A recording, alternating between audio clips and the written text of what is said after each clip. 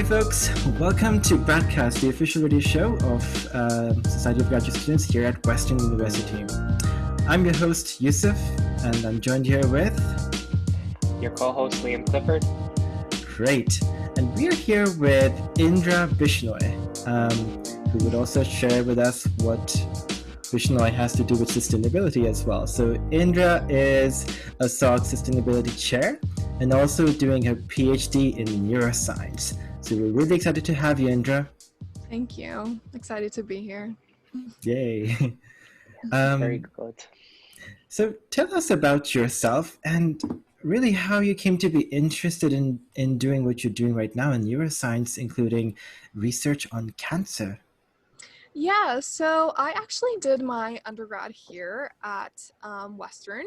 I did in psychology, and actually I got a double major in sociology as well, because the social side of things and policy has always been really interesting to me. But sort of as I went on and joined a number of labs, I started to be more interested in sort of neuroscience and sort of cognitive psychology. So once I started in this lab, I actually started as a sort of like a work study student. And the PIs, Dr. Ozenkop and Dr. Cavaliers that I work with were just amazing. What I was doing was really just super interesting. And I've always wanted to work and do work in animal research. And getting that opportunity in a really safe environment was really a great opportunity for me. So I decided to stay. I did a master's and just rolled over into my PhD in January. Awesome. Yeah, and so my subject matter has completely changed. Now I do more work on cancer. Yeah, and I would love to go into that. Yeah. Very good. So looking at it from a social science perspective, to make that transition to the lab, what challenges did you experience along your way, and what about the lab intrigued you to carry on and working with it further?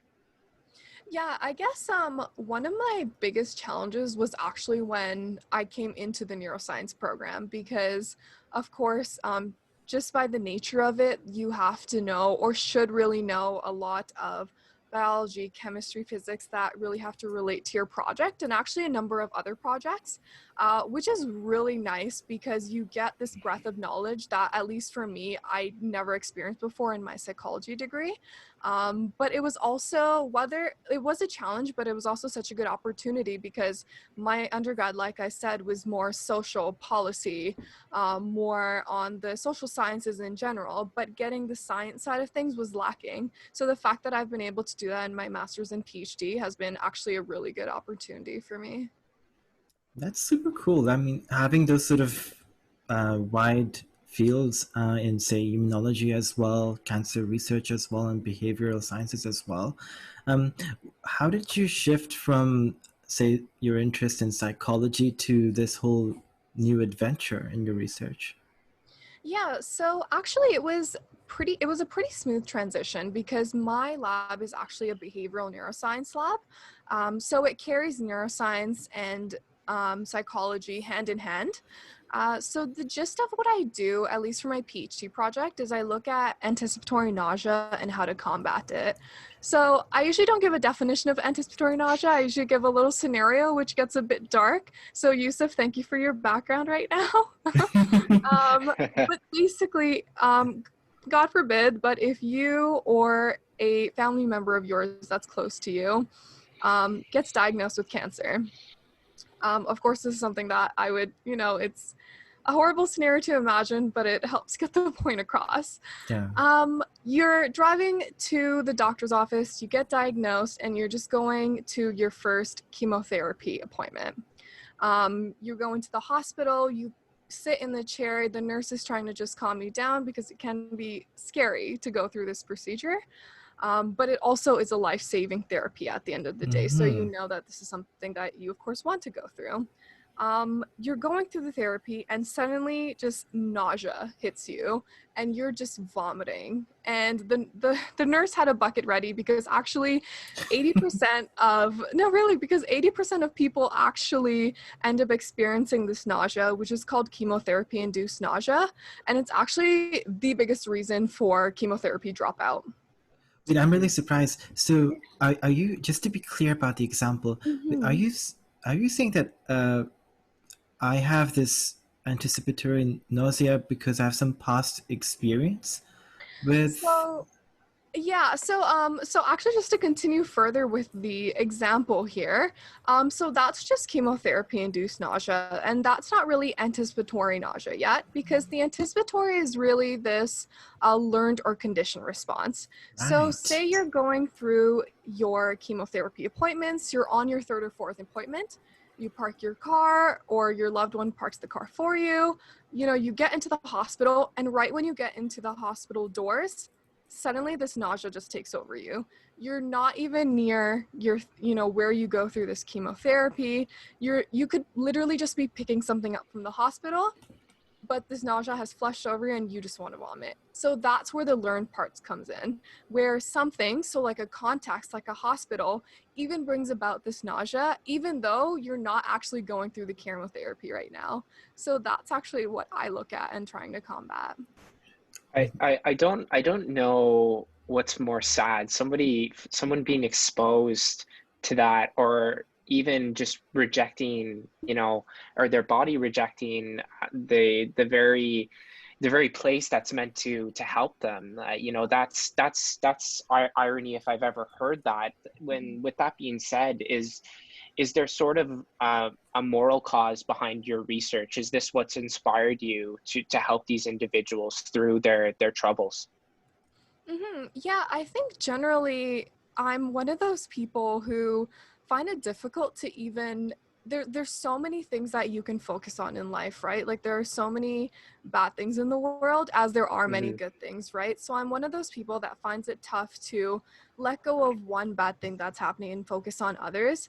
But especially when it comes to cancer, and especially when it comes to something I might talk about later, sustainability and climate change, these are really things that it's hard for me to let go of, because especially something like anticipatory nausea, having to literally drop out of something that is by its name a life-saving therapy is just it. I just cannot wrap my head around it. So yeah, that's definitely something just devastating to think about.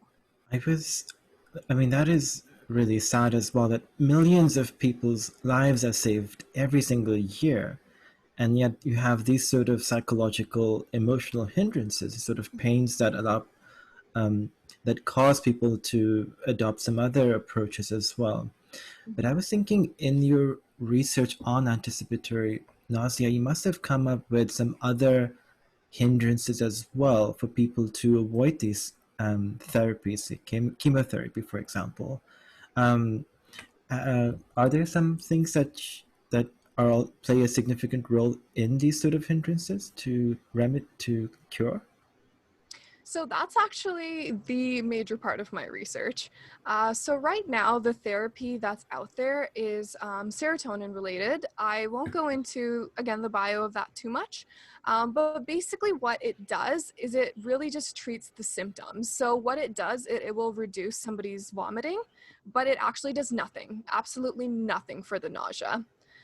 So that's where animal research comes in super handy, because fun fact, rats actually can't vomit, but they do go through this experience of nausea. So when you're trying to find something that's actually dealing with nausea, this is kind of the perfect animal model. And actually one of the most common ones, so that makes it really amazing too. Just a small That's follow-up as well. Can you tell us more about what nausea is and how it's distinct from, say, vomiting? What's that feeling like? Yes. So nausea is more the psychological feeling of I guess it's related to disgust as an emotion in some way. And it's related to a really evolutionary useful thing where, for example, if we have ingested a toxin, we have the psychological feeling of it being pretty much disgusting, and we just of course want to get rid of it. And this has been completely useful to our ancestors, right? Like having something that could literally kill us and us vomiting it out has saved our ancestors' lives time and time and again. So it's not really this feeling that's a bad thing. It's just that when it's something that occurs with a life-saving therapy, it becomes something of an issue. Yeah, and I think it's really interesting to look at the trajectory of humankind as we see it, and how, you know, that these responses are not just reserved for modern day humans, and that, Mhm. you know, looking back hundreds of years, even thousands of years, that these responses have existed in time. Now, you're obviously dealing with some pretty difficult things here, right? You know, you're dealing, I think we've all had a loved one who has undergone some sort of form of cancer treatment. Plus, you also have ethical issues such as the animal research and even any humans that are involved in your trials. How do you even begin to navigate these difficult emotions while you're undergoing your research? I guess one thing that I always tell myself is I feel like a single rat in one of my studies has done more for science than I ever will. Mm, So it's definitely an interesting way of looking at it, but I think it's important to realize the importance that animal research has and really appreciating that. I know somewhere in the world they have a statue of, you know, a rat in science with the DNA helix, and it's just, it really speaks to how much, you know, animal research has done for humans, even though we mhm, haven't been able to do too much back. But I think looking at it that way and looking at, you know, the people that, you know, sometimes even give their bodies to this, right? mhm. And regardless what their family says or regardless what issues they might be dealing with themselves, it's just, it's such a sacrifice that you literally cannot go a day actually without thinking about. So it's something that I greatly appreciate, to make, you know, tomorrow of, you know, these animals don't even know these people that they could be helping in the future, right? So it's such a nice sacrifice to think about. Yeah, a sort of animal kingdom unification, or some sort of bond of Mhm. sorts. So that's very interesting. Now, I'm intrigued by the psychology you've brought into it. How do you feel? How do you feel your psychology background has aided your research? Do you find you go back to it on the regular, or is it just something that comes often in hindsight for you? I think for me, it's more of a, I would say a hindsight thing for me. It definitely helps, of course, when I'm doing general research because, like I said, my field is behavioral neuroscience. So there's always been an aspect of behavior in every single study that I've done or helped out with in this lab, where psychology has been useful. But I think going forward, just given the trajectory that I'm on, learning more of the science side has been something that I've had to look into a bit more because, of course, when we're talking about evolution, talking about psychology, these are things that come up in conversation. But in terms of going forward, they aren't, at least for me, have been the most helpful. I guess I was wondering, Indra, have you had a discussion with your peers or friends as well on the ethics of using animals for these important benefits in medicine? And have you had those back and forths with your friends, I guess? Yeah, so actually, this is a back and forth that I've even had with my supervisor. Of course, yes. Yeah, so they've been, of course, doing animal research for 60, 70 years. They're definitely older. They actually just retired last year. So that was a really nice thing for them. But yeah, we've had these conversations. And, you know, one of the things that one of my PIs always say is, I've made it through human ethics way faster than I've made it through animal ethics. You know, like the amount of, you know, just the administration around animal ethics is insane. And I feel like it only gets greater every single month. You know, like even right now, I have been waiting to do animal research for 3 months. Um, Actually, I guess this whole year, but you know, more actively for 3 months versus a lot of my friends who are doing human trials have already begun with, of course, safety precautions given COVID. So I can definitely understand what they mean, and I'm glad at the end of the day that there are a lot more hoops that you have to jump through with animal research, and I'm definitely thankful for that. And I certainly think it's fascinating how the debate is ongoing, as to whether animal research is a positive or negative thing within the discipline. I think that's super important that those conversations are still being had. Now, Mhm. speaking of the research and this whole virus, which seems to have plagued everyone in more way than another, how has this affected your overall trajectory with your PhD? Yes, so it's like I said, I've pretty much been waiting since January to really get much done, and it's what, August, almost like mid-August at this point. So, Hmm. you know, it's been rough, but I think that I can still get it done because just because I just transferred into my PhD and got renewed with a scholarship that I have 3 years on, I think I can make that do. And pretty much the really good thing with behavioral neuroscience is that if you want, you can get your studies done pretty quickly with little to no difference for the animals involved, right? It's literally more you just taking on more, but in terms of the morals or the ethics of it, it's the same. So that's the really good thing about behavioral research for its flexibility versus a lot of other research, which has to be done, in a certain amount of time. Yeah, I had a very specific question.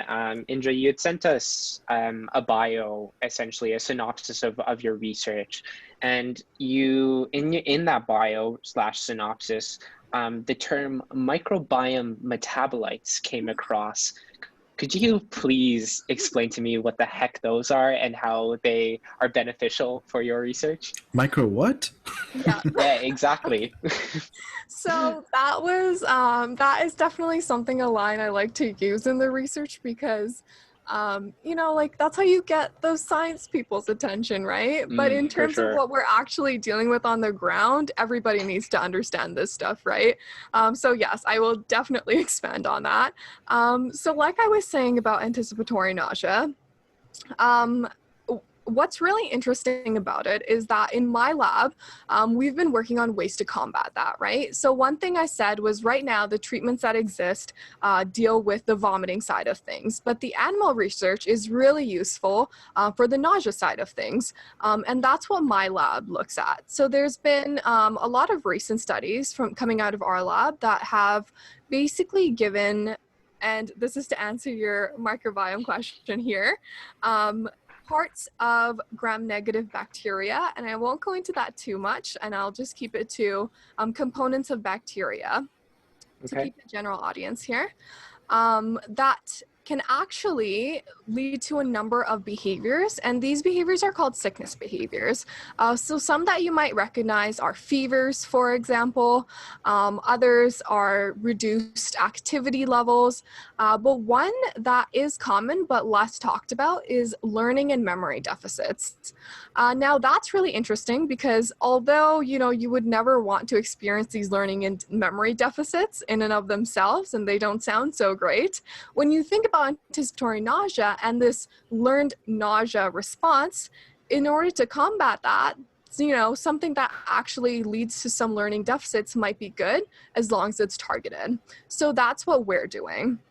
So what we do is basically we give these components of gram-negative bacteria to rats. And what we've seen actually is that while normal rats will develop a nausea response to this toxin, as I was speaking about before, and that's a completely normal response, but eventually in 3 or 4 conditioning trials is what we call them. The rats are just placed into a box in these conditioning trials, by the way.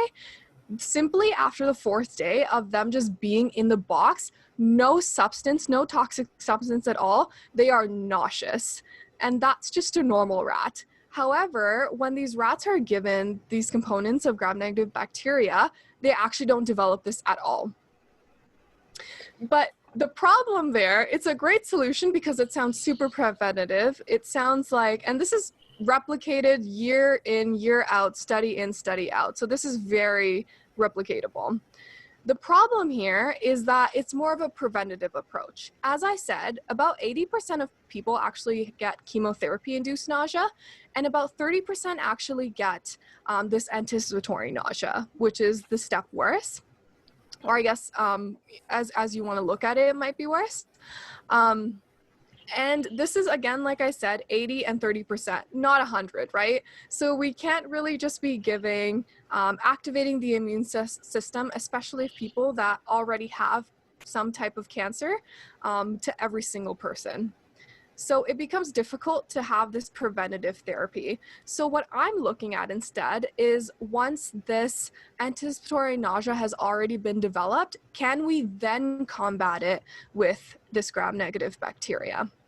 So basically, what that means is, in my research, if a rat is just given that toxic substance and after the fourth day, as all rats seemingly do, develop this, even put into the context or the box, they're showing these nausea responses, can the bacterial toxin after that actually reduce this nausea? So that actually has not been looked at all, but it's easier to take that to a clinical trial more than something preventative right now. So of course, just working in the limits of science and clinicians.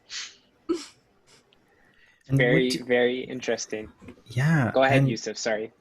no, okay, yeah, so that is Lots to super unpack there, cool. And sorry. yeah, I mean, we can do a second interview on this actually.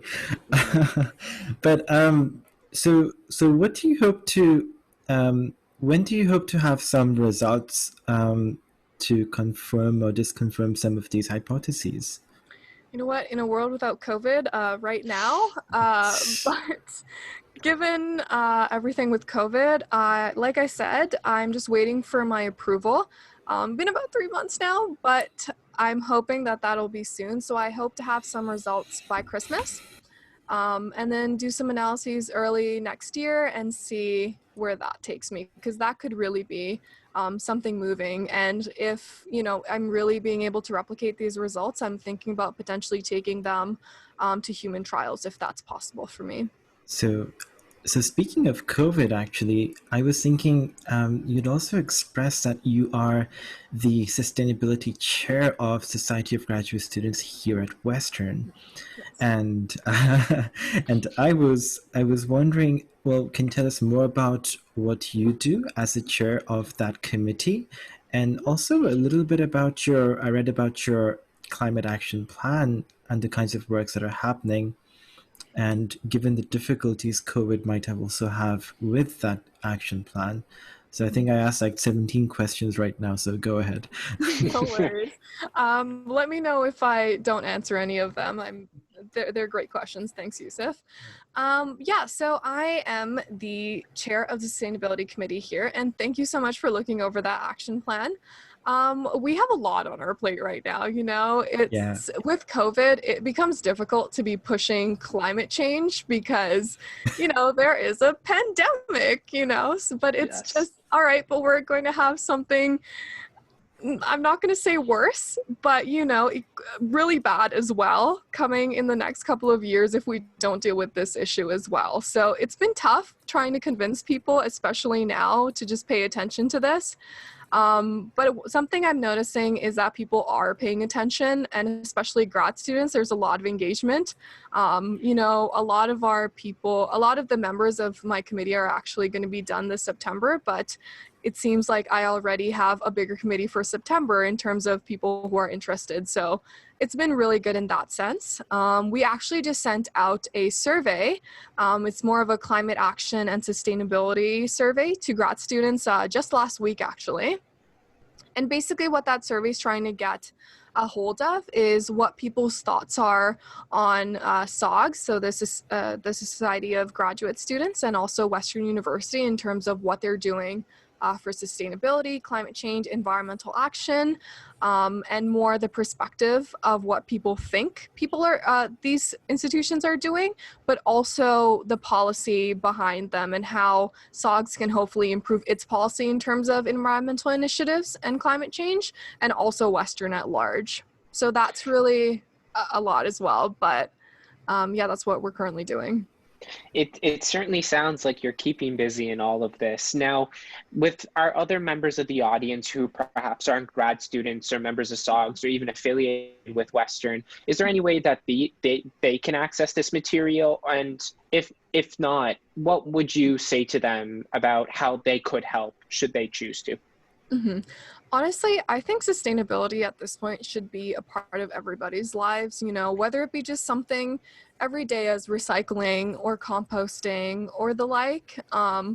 But in terms of the undergrads potentially, or people who aren't classified as grad students, I would definitely say that get involved with Western sustainability.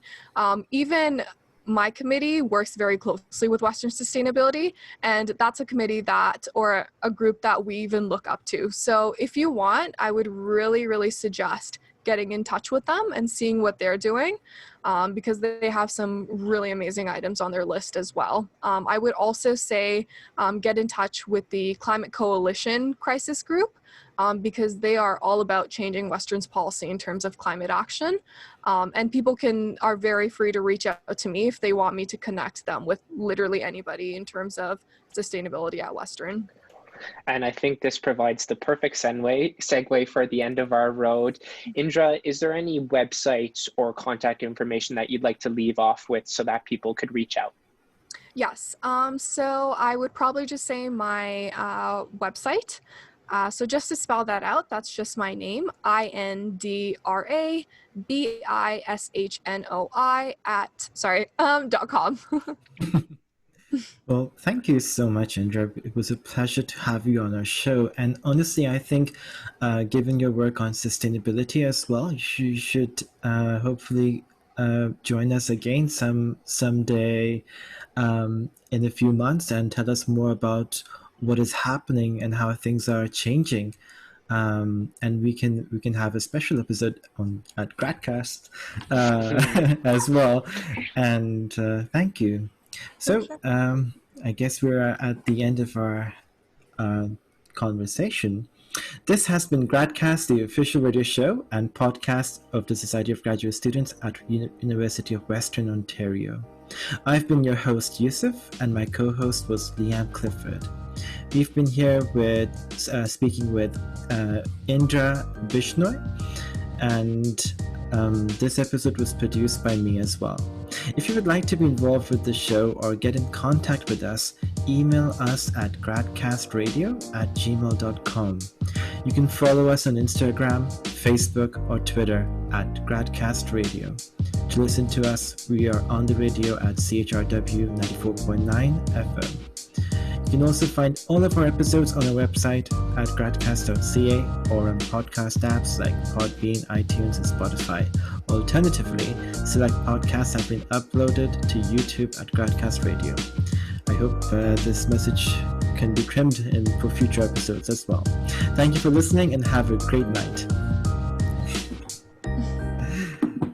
Cool. Wow, that was awesome. So fun. Yeah, I like that. That was good. Guys, that was really good questions. Yeah, no, you know what? I honestly do find the research fascinating, and I think you'll get a lot of traction because so many people have relatives, family, friends who have cancer and have gone through this. So super pertinent. Well done. Yeah, you know what?